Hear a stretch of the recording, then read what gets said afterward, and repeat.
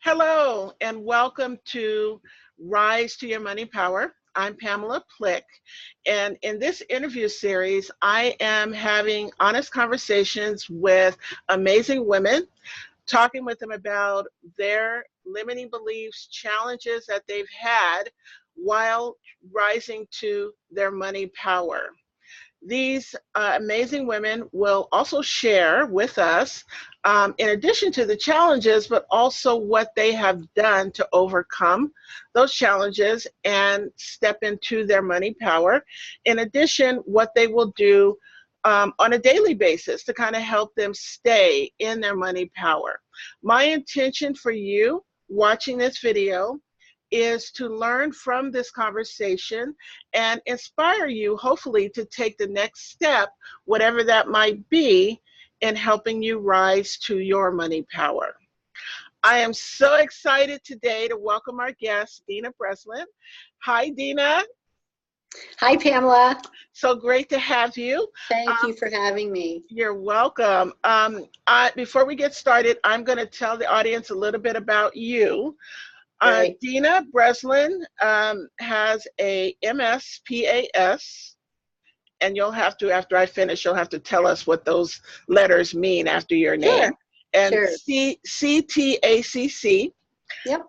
She's had a full and varied 20-year career path from specialty sales rep in a top 5 pharmaceutical company to practicing medicine as a physician's assistant, to stay-at-home mom and then work-from-home mom with a thriving multi-million-dollar party plan business, to a life, business, and relationship coach.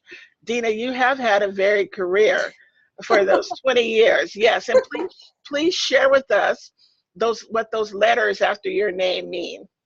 So the first set of letters was MSPAS. That's a Master of Science in Physician Assistant Studies. The second set that you see there is the Coach Training Alliance's certification. So I'm a certified life coach through the Coach Training Alliance. Okay. I was very excited to get an accredited program. I'm actually certified by 2 accredited programs. I didn't add the rest of the letters because to me, what's most important is the foundation. Sure, absolutely. Wonderful. All right, so let's go ahead and just jump right in. Okay. My first question is, can you share with us a little bit about your personal money story and how it impacted your career and your journey to becoming an entrepreneur? Sure, absolutely. We talked about this once before too, Pamela, that I believe that money is, the money story is imprinted from when we were young, probably to the age of between 7 and 10. And what I grew up around was that we always had enough. We didn't have too much. We weren't frivolous. We weren't, without, but we had just enough. I was never really taught how to view money, how to have a relationship with money in terms of savings or spending. And so how did that impact me? When I graduated from college and I worked for the pharmaceutical company, I made a very significant income, probably more than most kids in their early 20s in the pharma world. And how that impacted me is I always felt like I made more, so therefore I spent more because I didn't have the relationship to understanding the power of money, the freedom that it brought. And, I paid my bills, and then I also spent. And I spent with this sort of unreliable thing called a credit card.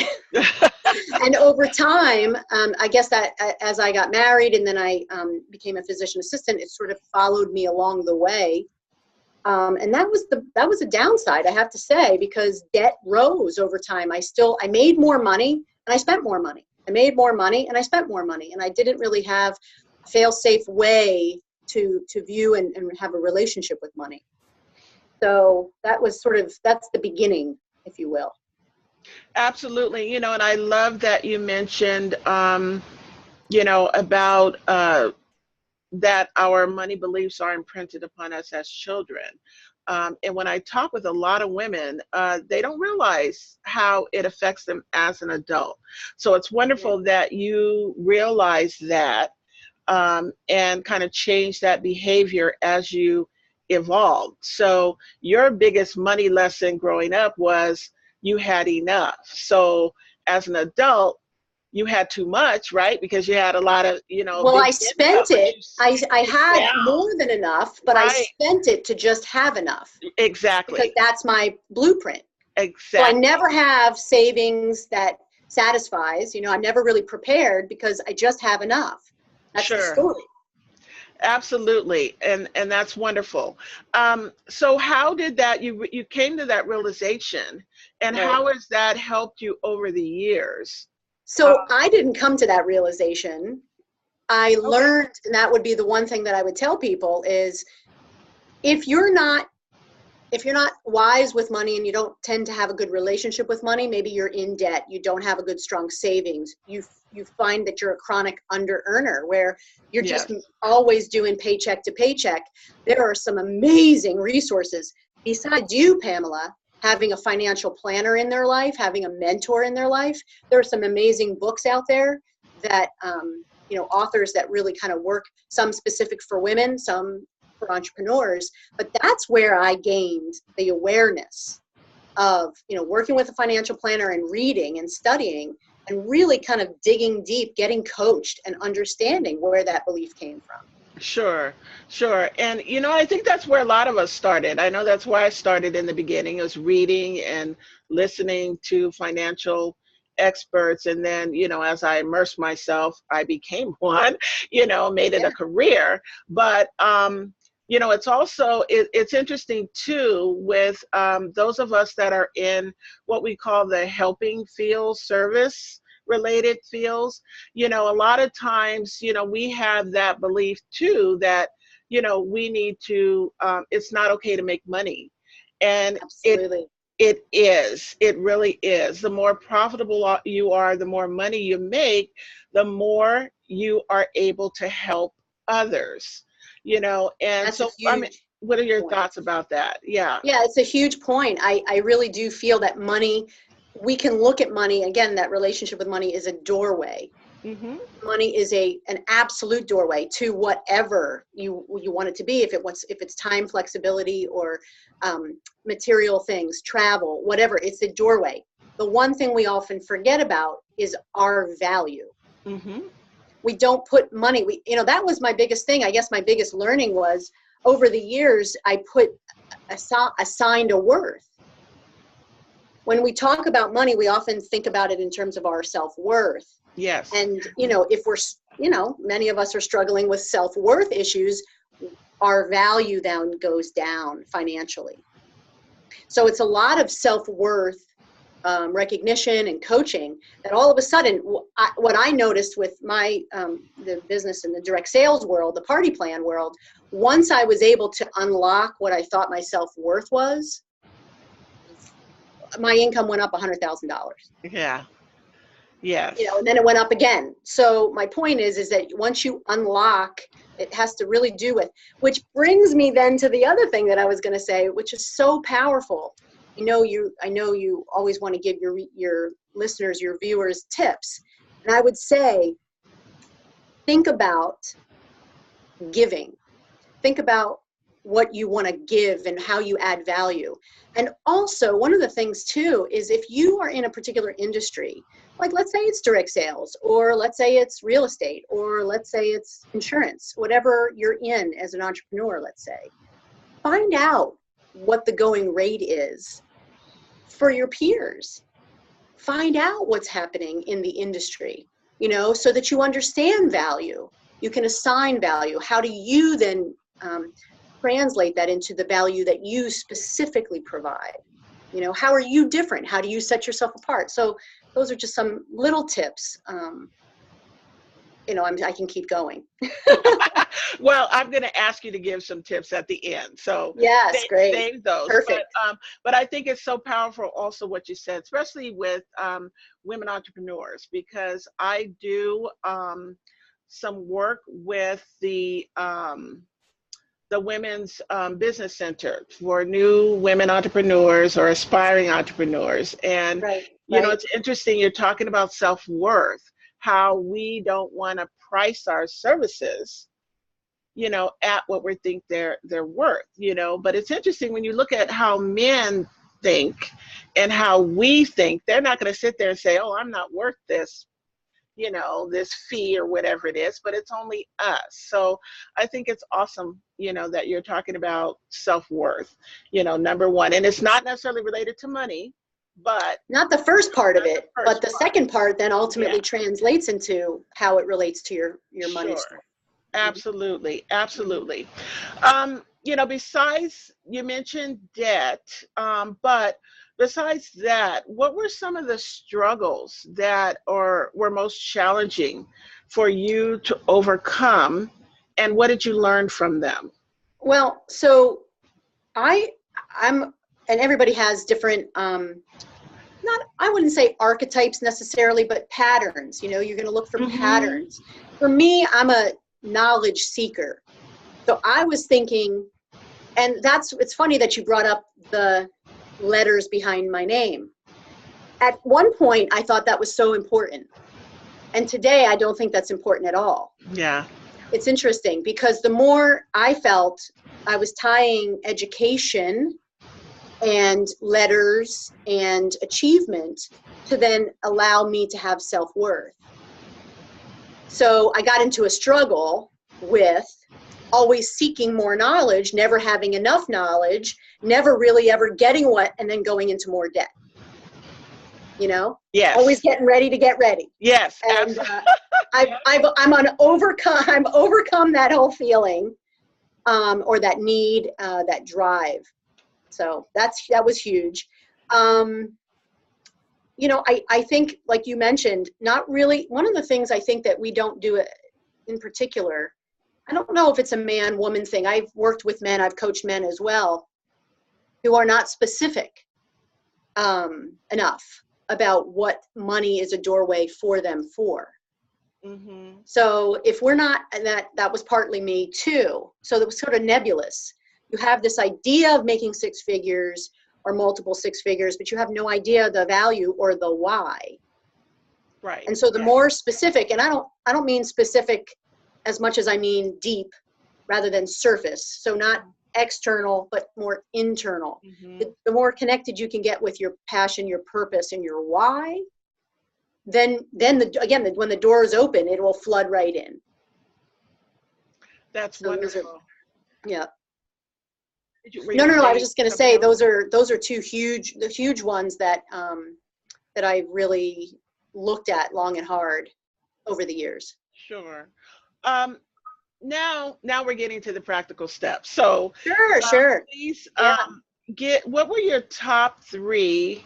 What are your top three practical tips that you can share that help you So, overcome the negative self-talk and the fears? You know, because the fears are going to kick in, mhm, but the fears that stopped you from taking action, or at least right, tried to stop you from right. taking action. Yeah. So we're familiar with this idea that, you know, if we have 60,000 thoughts going through our conscious mind every Yeah. day, 95% of them are the same. Absolutely. So how do we sort of extract some of those thoughts and replace them? A lot of times people will extract those thoughts and say, I'm not going to do, or I'm going to have a diet, or I'm going to save, whatever. But they might extract thoughts, but they don't replace them.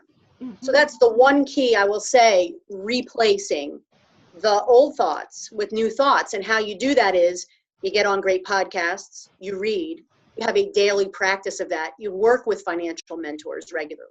So you have to have their thoughts. You almost have to assimilate some new thoughts in there in order to become that next person. Sure.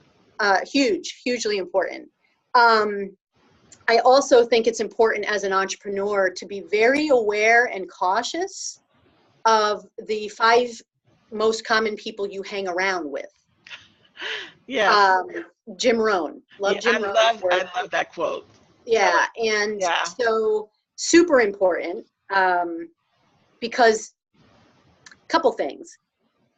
if you're the top earner of your core group, you have no incentive to go further. Mm-hmm. You know, so and if you hang around with people who constantly complain, you're filling your mind with those thoughts. So just again, the whole thing about surrounding yourself with 5 influential people, you can have Jim Rohn on a podcast, you can have Tony Robbins, you can have Pamela Plick, you can have whomever it is, but do it regularly. Sure. I would say easily a day-to-day thing. If that's something you're trying to overcome, become a student of it. That's really what I'm trying to say. The first part of that was, the tip was, become a student of finances and money and your own money story.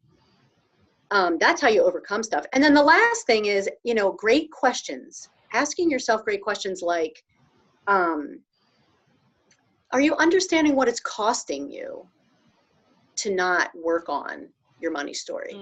Is it costing you financially? Not just finances, it's emotional, spiritual. There's a lot of other debt that goes out, you know, into having a poor money story. Physical. We don't even recognize the damaging effect of having a poor money story here on our physiology, which is also very, you know, an area that I'm very passionate about. So asking yourself the question, what is it really costing me here? Yeah, you know, I totally agree. It's so important. You know, when we talk about money, there's actually 3 aspects, like you said, the spiritual, the emotional, as well as the practical side. And if you know what to do, but you're not doing it, it's something to do with the other 2, the spiritual or the emotional. And like you said, you know, with the thoughts that I believe you know, the statistics or the research shows that the 95% of our thoughts are based on emotion. You know, most of the thoughts going through our head throughout the day are negative thoughts. So, but what are some things that someone can do? Maybe they're not quite ready to work with a mentor. What are some things they can do on their own to reframe those thoughts or shift? That's like, so when I was knowing that we were going to interview, I really looked back on what I've been trying to do differently myself. And on a daily basis, I am actually having more conversations with my money. Meaning I am looking to see, I'll ask the question, you know, is this a want or is this a need when I spend? And if it's just a want, I want to know, is it excess or is it fair? So that's an important, if it's a need, like bills, you got to pay the bills, you got to watch to see, you know, electricity, the water, the kids, what are they using, that kind of thing, of course. But if it's a need, you know, you got to cover that. But when it comes under the category of a want, is it excess? Is it fair? And then how do you use fair to reward best practices? So I think that's another thing that we could every single day, week to week, use. If you want to reward yourself, make it fair and make it commensurate to what you've done to earn it. Your own money, talk to it as though you're re-earning it if you're going to spend it, right? I think another huge thing that I know that has helped me when it comes to that question of whether I'm spending or not is, what is it that I currently have and am I grateful for it? Huge practice. Sure, absolutely. Huge tip. And that's like a daily thing. You know, like, do I need these boots? No. You know, do I need the 5th pair of boots? No. So it's a want. Is it excess? Absolutely. Have I earned it? No, not really, because I have 4 other pair. Like, I'm good. Yeah. You know? So it really helps to deconstruct whether you have, I mean, if anybody listening just follows that little guideline on their excess spending, I hope that would be helpful, because it really has helped me, and being grateful for what I have. Sure, absolutely. Being grateful for already what we as a family have. That's wonderful. There's a quote, and I forget who said it, but gratitude is what makes what you have enough. You know, so like you said, Beautiful. if you're grateful for it, you know, you have enough. So that's it. Awesome. In next question, in the last 5 years, what new beliefs, behaviors, or habits have most improved your financial success? Well, number one, I got help. Okay. Hugely important for me in the Yes. last 5 years. My financial planner and my accountant and my CPA have been instrumental. And that takes trust, everybody. If you're listening, it doesn't mean that the first person you hire is the last person you stay with. So you have to make sure that and in order to trust, you have to also study. You have to learn a little bit on your own to be Yes. able to trust what somebody's telling you. So hiring help or having help, I don't know how that will work. You can get it for some cost a little bit more than others. You can get books to begin with, but get a mentor.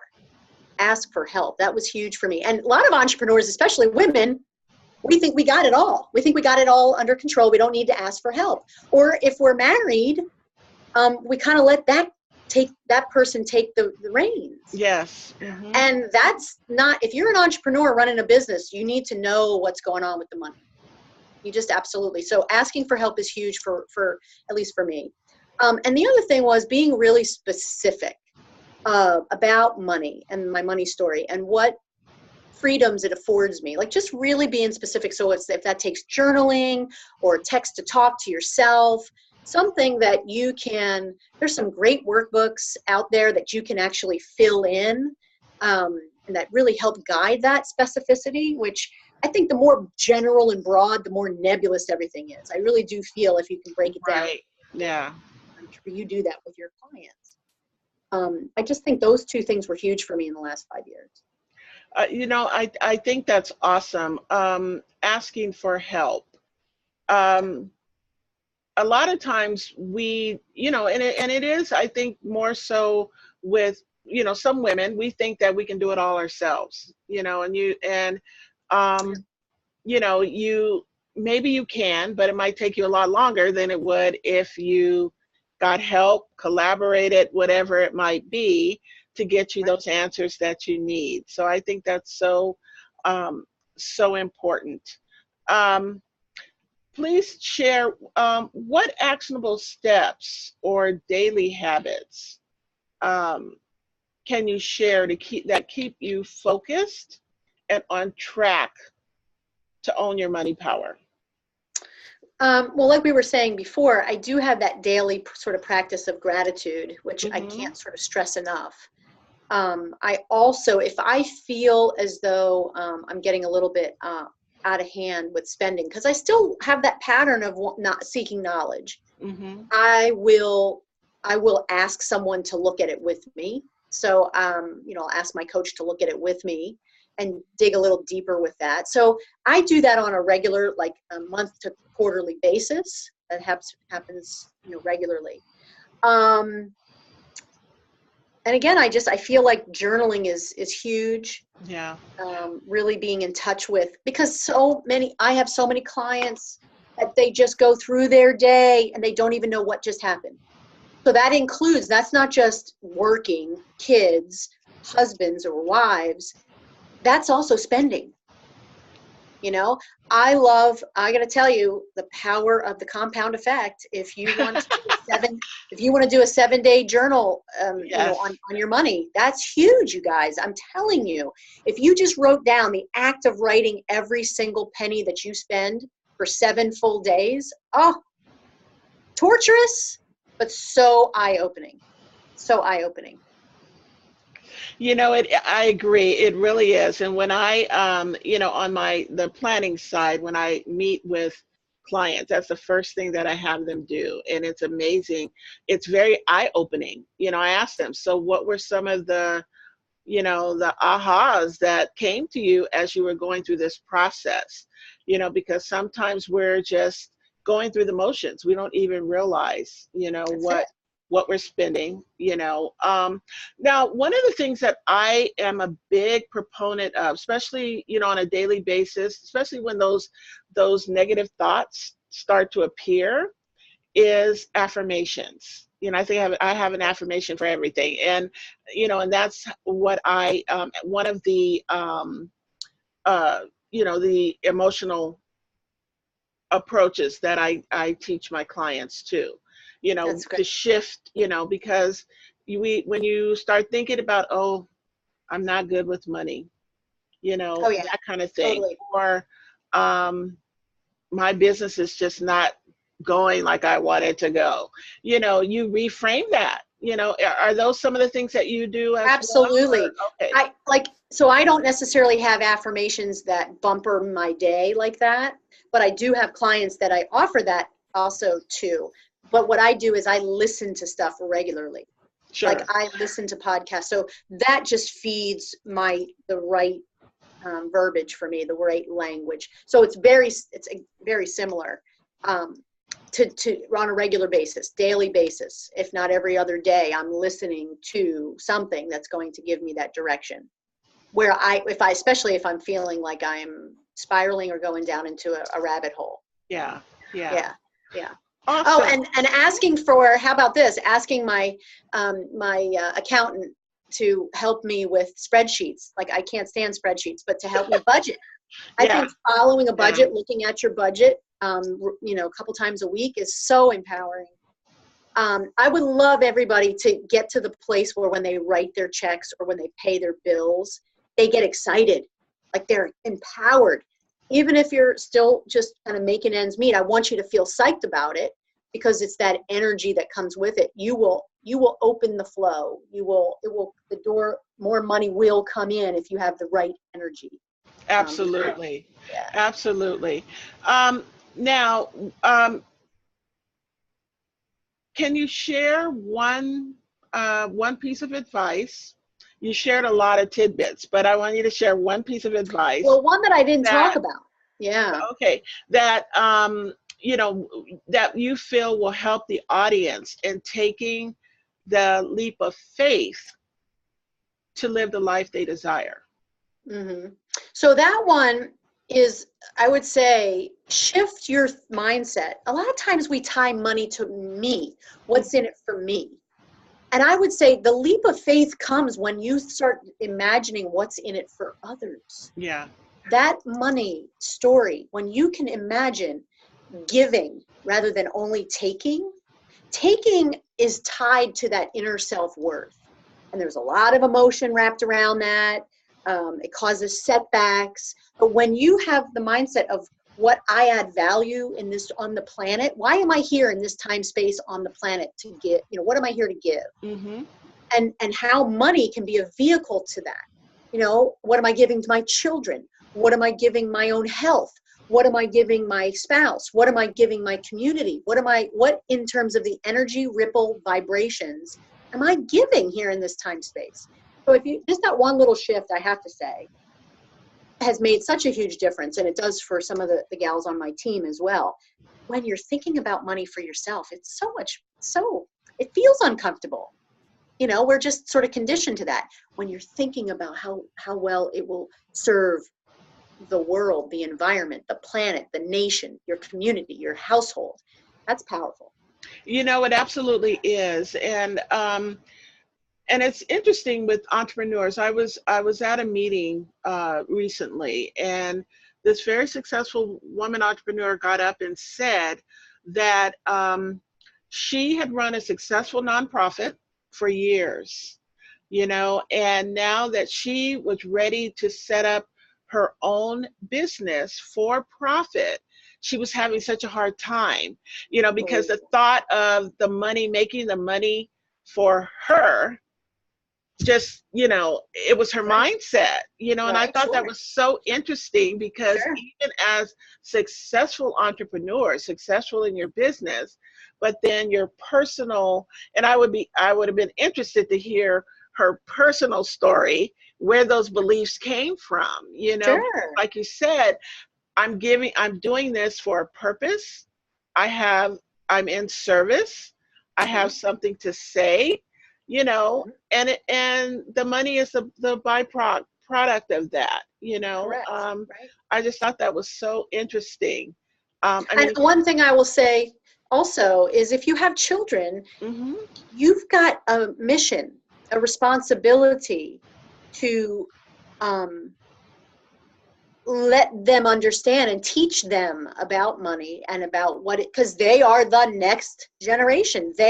Why would I go through all that I went through, all those years of it's enough, to not teach them, to have them suffer through the same thing till they were 30 and 40. Yes. So if you have children, I will say, make sure that you are getting yourself in line so that you can help them be in line with their money relationship.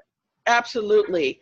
And the other thing that I want to mention about that is it is so important to have a conversation with your significant other, because, you need to be on the same page, in terms of goals, values, vision. And it's interesting, so many women do not want to have a conversation with their spouse or significant other. So I think that's important as well. Last question to kind of wrap up. Please tell me what is the biggest lesson that you learned that helped you rise to your money power? I think one of the biggest lessons for me is the power of saying no. Mm-hmm. Huge. Big, yeah. Huge lesson. It's that that whole thing about finding your superpower. It's, that inner Wonder Woman. It's not about saying yes to everything. It's really about saying no so that the right yeses show up. And it's everything from, how we shop for our pantry for the kids. It's how we feed ourselves, nutritionally as well as spiritually and emotionally. We have to say no more in order to have the right yeses aligned. That's awesome. Yes, I truly believe that as well. That's wonderful. Dena, thank you so much for being. Oh my gosh, Pamela, thank you. Oh my God, I love this conversation. Thank you for sharing your vulnerability and the wonderful tips that you gave our audience. So, thank you. My pleasure. You're welcome. So please tell our viewers how they can connect with you, and also a little bit about what you're working on right now. Yay. So I'm still a direct seller. That is a wonderful business that I absolutely adore, with a wonderful company. But my vision over the next year or so is to increase my ability to coach people and in mastermind groups and to do retreats with folks. And the best way to reach me, again, I'm a mindset coach. So just so I'm a mindset coach. That's what I start with all the time. I'm also a high performance coach. So my toolbox is pretty big. I've got a lot of tools that I use, and I absolutely am passionate about high performance as well. But the best way to find me is on LinkedIn, just Dena Breslin on LinkedIn, and find me, message me. If we want to connect, we can make time to connect, but that's the easiest way right now. Okay, good. This has been an awesome conversation. As I mentioned before, I truly believe that our personal relationship with money directly impacts our private and professional success in life. And I hope that this interview or this conversation series has resonated that with you. If so, please like, share, subscribe to this video series. And I'd love to hear some feedback from you. So please tell me, what was the one thing from this conversation today that resonated with you and inspired you to move forward? I'd like to leave us with this closing thought, or actually it's a quote, which I think is so appropriate for today, our conversation. Money is only a tool. It will take you wherever you wish, but not replace you as the driver. Ayn Rand said that. Thank you for spending this time with us. And remember, until next time, you can rise to your money power.